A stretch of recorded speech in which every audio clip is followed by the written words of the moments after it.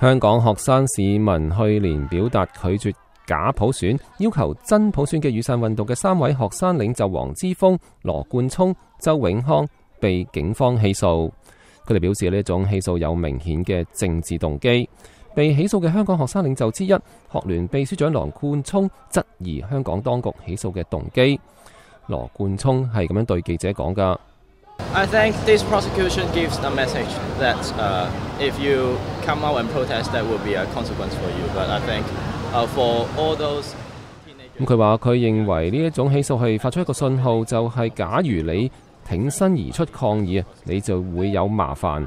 但所有年輕人都對民主有強烈堅定信仰，佢哋唔會被呢一種起訴嚇到。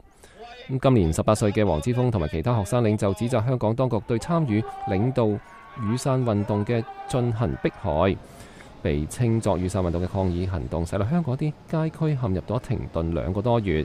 黃之鋒話：I need to pay the price in the future. However, I do not regret all of the decisions I made in Umbrella Movement. 佢話佢將來係要付出代價㗎，但佢對於喺雨傘運動中所做嘅所有決定唔會後悔。黃之鋒嘅辯護律師張志達表示，香港當局對黃之鋒嘅控告好奇怪。I must say in the 20-odd years I've been in Hong Kong, I've never had a situation where it's been like this. 張志達對記者話，出於佢哋知道嘅原因，佢哋決定唔逮捕黃之鋒，今日只係對黃之鋒提出控告。黃之鋒而家亦都唔係保釋緊，佢哋只係邀請佢喺9月2號出庭。我必須講啊，我喺香港20年啦，從來都冇遇到咁樣嘅情況。張志達認為香港當局嘅做法好怪異。佢話黃之鋒佢哋嘅所謂過犯居然需要審議1年先至決定控告，呢個係講唔過去㗎。呢個只能夠說明一個事實，就係出於政治動機嘅指控。